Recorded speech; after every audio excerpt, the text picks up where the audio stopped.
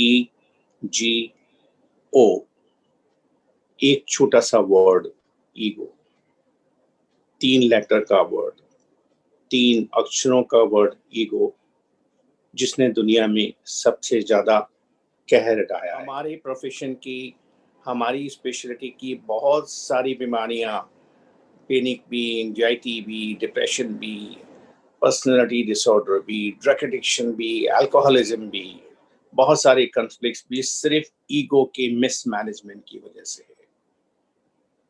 सुनकर ताज्जुब भी होगा, दुख भी होगा कि एक छोटा सा लेटर ईजीओ, हमने उसको समझा नहीं, संभाला नहीं।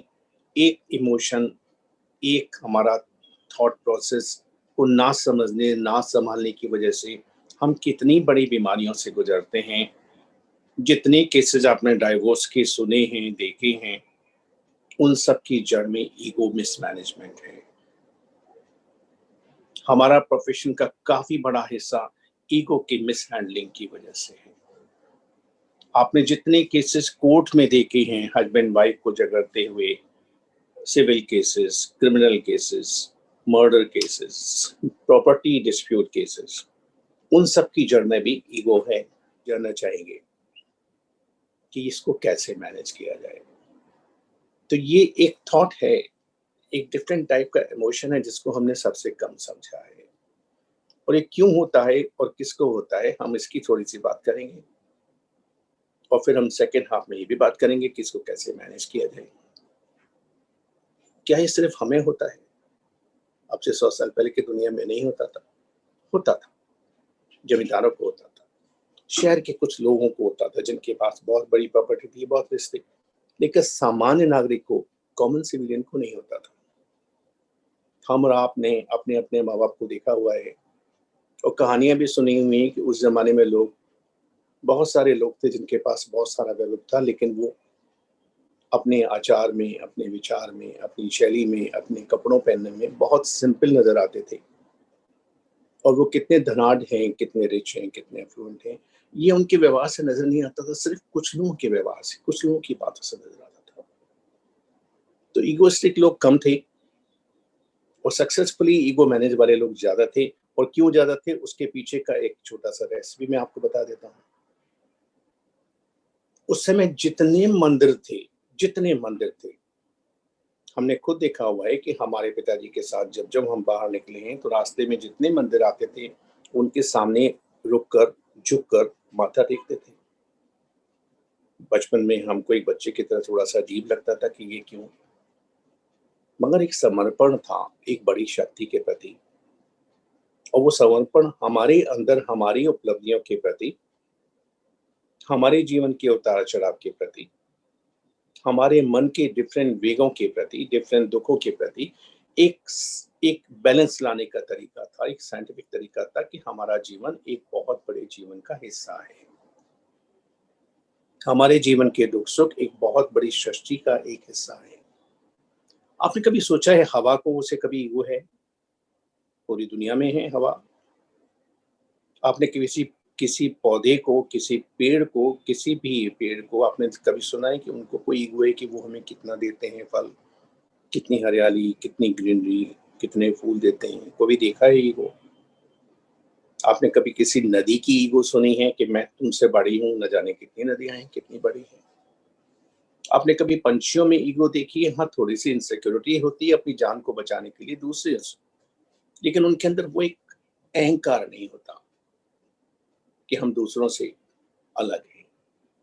ये जो अहंकार है, ये जो ईगो है, ये हम लोगों को है। हम लोग जो शायद मानवता के इतिहास में वर्तमान समय में सबसे ज्यादा शिक्षित लोग हैं, यस, एजुकेटेड, सबसे ज्यादा अपने आप को समझते हैं कि हम लोग इंटेलिजेंट हैं, इंटेलिजेंट, ज्ञानी हैं। सबसे ज्यादा तर्क है हमारे पास, सबसे ज्यादा तर्क हमारे पास है। ऐसा हम लोग समझते हैं कि हमारे सामने 14 साल के बच्चे, 16 साल के बच्चे, 19 साल की लड़कियां, 20 साल की लड़कियां, वो लोग हमें जज करते हैं और वो लोग हमारे बारे में कमेंट करने का पूरा हक रखते हैं कि हमें कुछ नहीं आता, क्योंकि उनकी ईगो उनको इंटाइटल करती है, उनको ऑथराइज करती है किसी इंसान को जज करने के लिए, और जो कुछ उन्होंने जाना है, सुना है, पढ़ा है।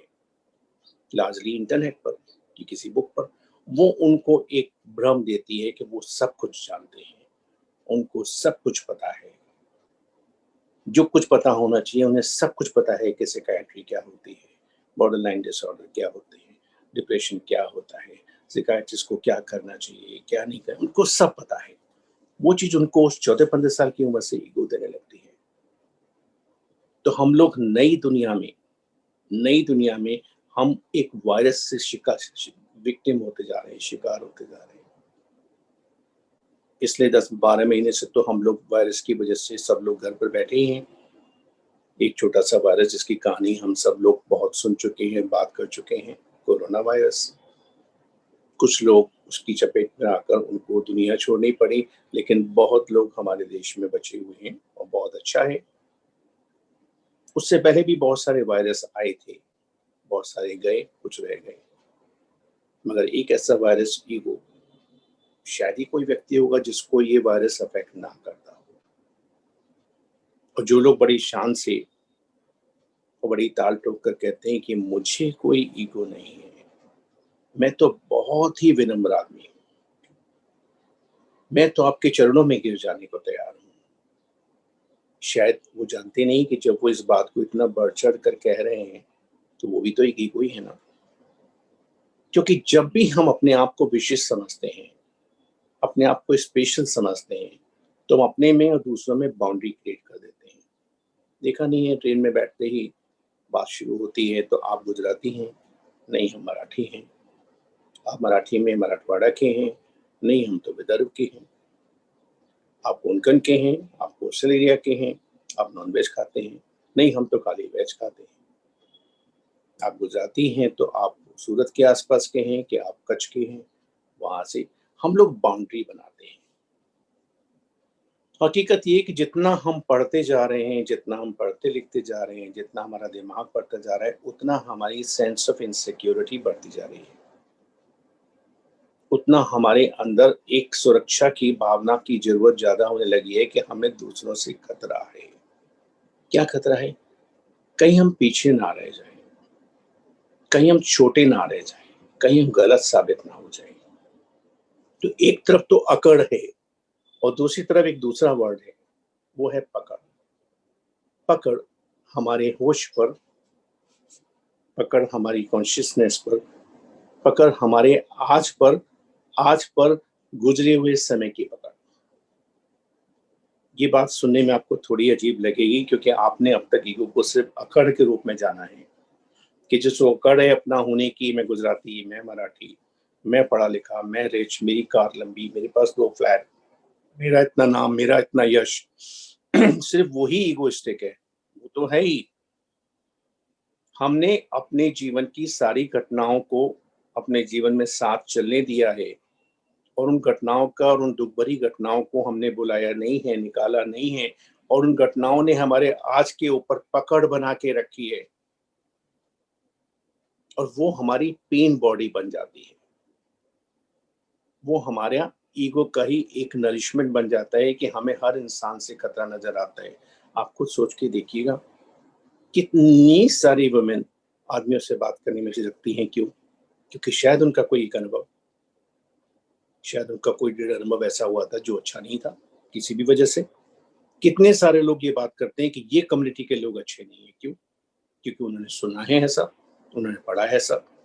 हो सकता है कहीं किसी हिस्से में कोई बात हुई है मगर उसको हम जनरलाइज़ करके अपनी कॉन्शसनेस में परमानेंट कर लेते हैं। कितने सारे लोग दूसरी शादी नहीं करते, क्यों? क्योंकि हमारा पहला वो अनुभव ऐसा हुआ था। आदमी लोग ऐसे होते हैं, औरतें लोग ऐसी होती हैं।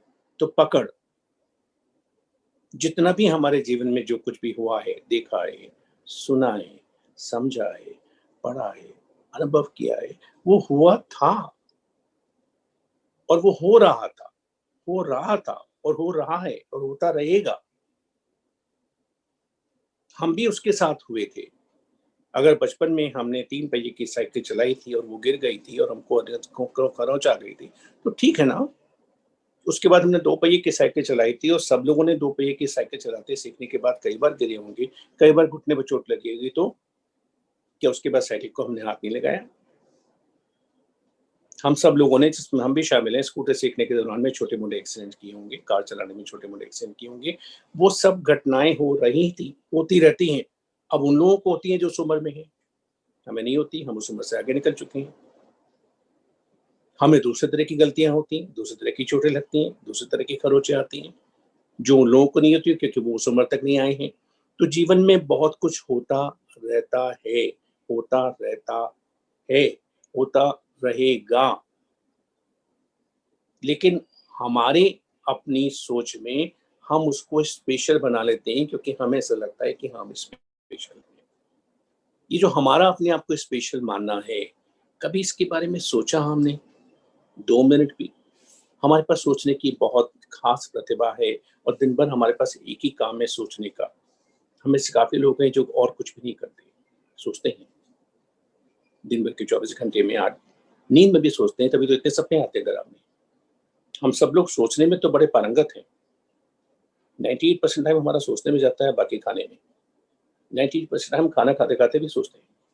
और अगर कभी कमी रह जाती है सोचने में क्या सोचे, तो इतने सारे टीवी सीरियल्स आते हैं सास बहू के, इतने सारे प्रोग्राम आते हैं डिबेट के, इतनी सारी दीदी से लेकर और इतने सारे फलाने देश की अस्मिता और फलाने राष्ट्र की और फलाने महाराष्ट्र की अस्मिता के बारे में लोग हमको सोचने को बहुत कुछ मजबूर करते रहते हैं। हम सोचने में विशेषज्ञ हो गए हैं। हकीकत में हम सोचते नहीं हैं, हम फिक्र करते हैं, हम एंग्शियस हैं। हम अपने दिमाग के थॉट प्रोसेस को इम्बैलेंस करते हैं, करप्ट करते हैं। सोचना तो क्रिएटिव थिंकिंग है, सोचना तो सॉल्यूशन फाइंडिंग है, सोचना तो लाइफ को ईज़ी बनाने के लिए, सोचना तो 5% एक वक़्त पे सोचना है। हम क्या दिन भर ब्रश करते हैं क्या? क्या दिन भर हम ब्रश करते हैं? नहीं ना, सुबह करते हैं, कुछ लोग दिन में 2 बार करते हैं। सोचते हम हर समय हैं, सोचते हर सिचुएशन में हैं और इसलिए हम लोग परेशान हो जाते हैं क्योंकि वो सोच नहीं रहे हैं। हम कहीं न कहीं अपने ईगो के छोटे पौधों को बड़ा कर रहे हैं, अपने दर्दों को बड़ा कर रहे हैं, उनको पानी दे रहे हैं, उनको नर्चर कर रहे हैं। और ये इतना ऑटोमैटिक, इतना अनकॉन्शियस प्रोसेस है जिसका हमें कुछ ज्ञान, कुछ संज्ञान नहीं है कि हम सोच नहीं रहे हैं, हम तो अपने दर्दों को बढ़ा रहे हैं। कभी हम लोग सोचें, क्रिएटिव वे में सोचें, क्या हम अकेले हैं इस पूरी दुनिया में? पूरी दुनिया तो बहुत बड़ी है। हम जिस शहर में हैं, हम क्या अकेले हैं? नहीं। अगर हम अंधेरी की बात करें, जहाँ मैं और आप में से काफ़ी लोग बैठे हुए हैं, शायद अकेले अंधेरी की आबादी ही 5-6 लाख होगी, ज़्यादा भी हो सकती है। सिर्फ बॉम्बे शहर की आबादी कहा जाता है कि 1.5 करोड़ है, बॉम्बे शहर की। पूरी इंडिया की आबादी 135 करोड़ है। पूरे वर्ल्ड की आबादी, पूरे वर्ल्ड की आबादी 780 करोड़ है। इस प्लैनेट अर्थ पर 780 करोड़ लोग रहते हैं, उनमें से एक हम हैं। क्या है हमारा अस्तित्व? एक फ्लैट है हमारे पास, या कार है, या 2 कार हैं, या 3 कार हैं, या 2 फ्लैट हैं, या कुछ पैसे हमारी जेब में है, कुछ लोग हमें जानते हैं, या हमने ये बनाया, हमने ये कमाया। 780 करोड़ लोगों में किसको फ़र्क पड़ता है?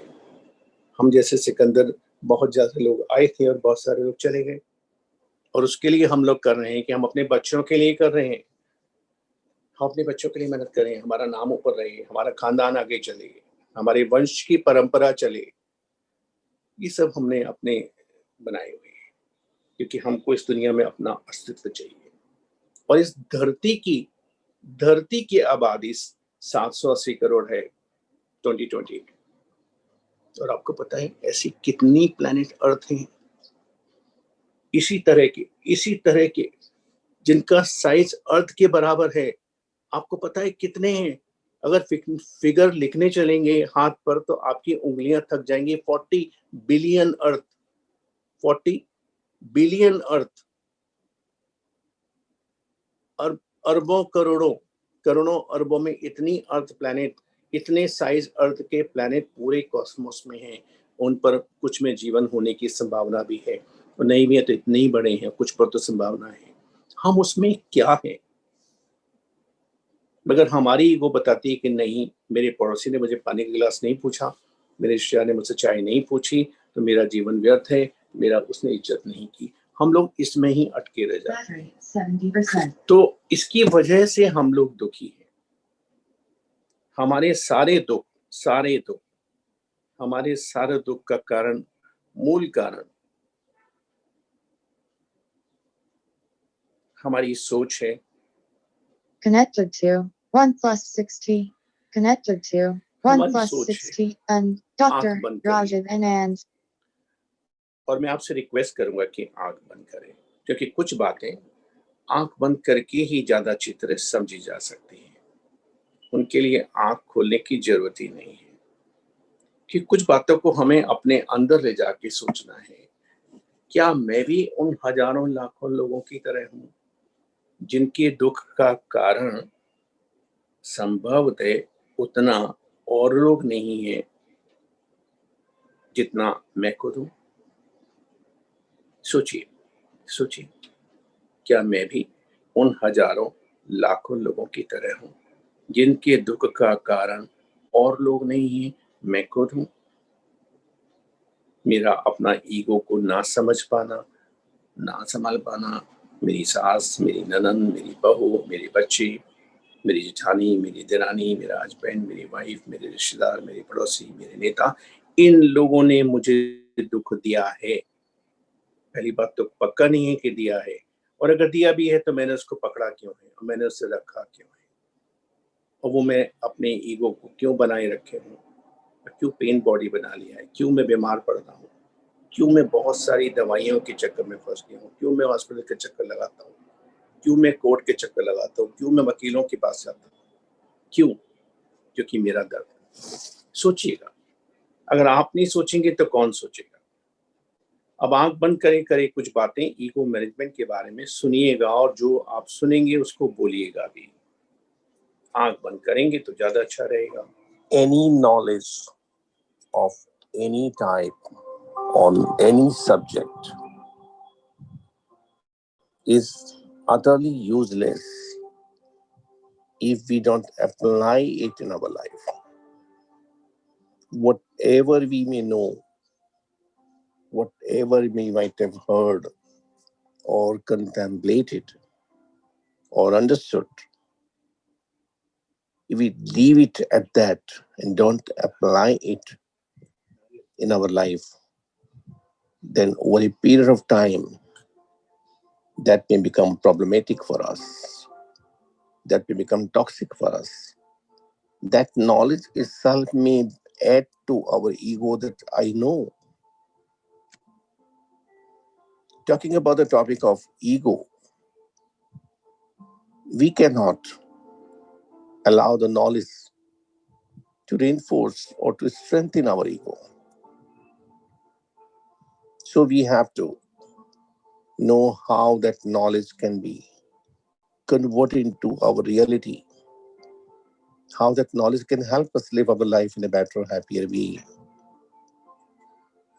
Affirmations are positive psychological tools, positive psychological tools loaded with a subtle message of any concept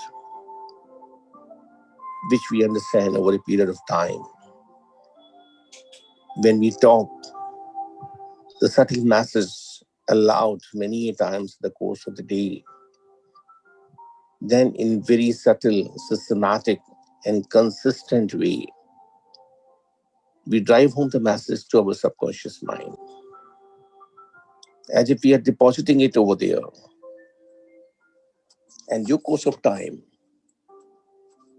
that comes out, that affects, that convert our behavior in systematic way for a healthier, positive approach to life. So after having discussed and learned something about ego, if you want it to be applied to our life, let's say a few sentences aloud. Now, these sentences could also be taken as action guideline. Action guideline. I shall be talking aloud few sentences which you would be repeating in a whispering tone. First, I don't know anything. I don't know anything.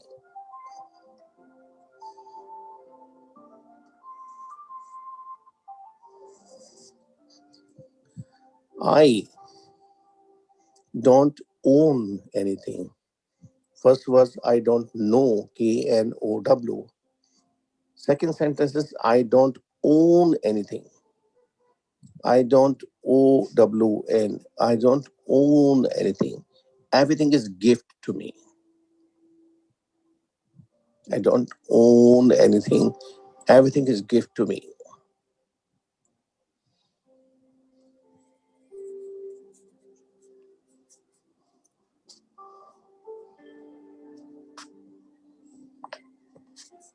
Third, I'm not different than others. I'm not different than others.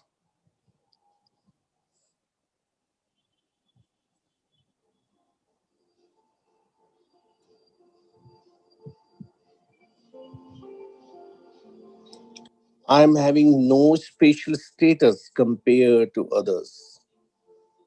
I'm having no special status compared to others.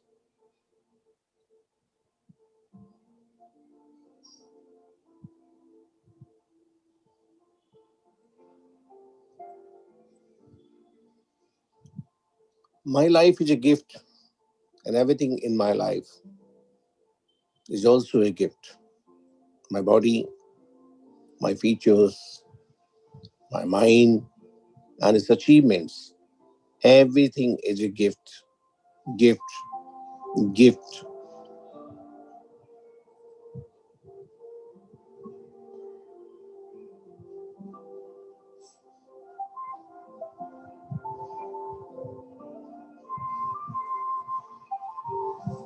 I'm like everyone else. I'm like everyone else. Born, living, will die like everyone else. Born, living, and will die like everyone else.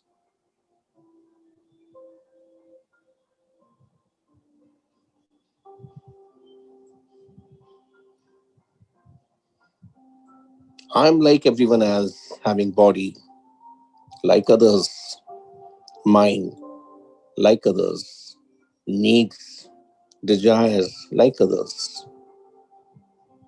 If I have a right to live and enjoy life, others also have a right to live and enjoy life. If I have a right to live and enjoy life, others also have a right to live and enjoy life.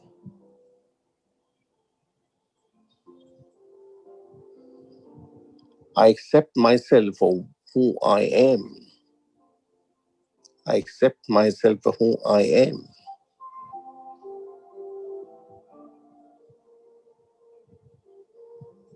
Today, I let go of my ego. I let my divinity shine through. Today, I let go of my ego and let my divinity shine through.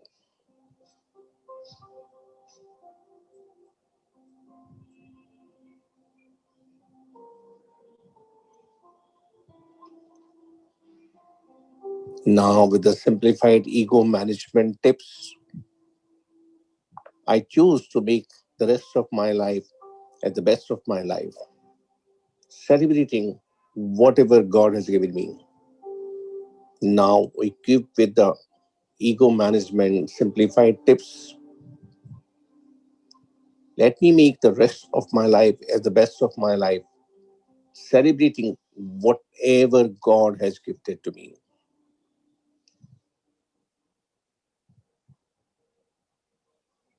I am naturally self confident without the need to boast or brag about me. I am naturally self confident without the need to boast or brag about me.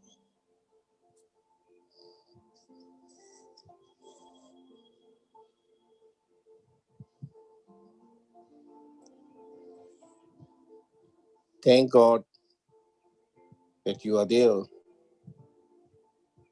Thank God that I am here. Thank God, as long as you are there, there's nothing to worry and fear here. There's nothing to worry and fear here. Amen.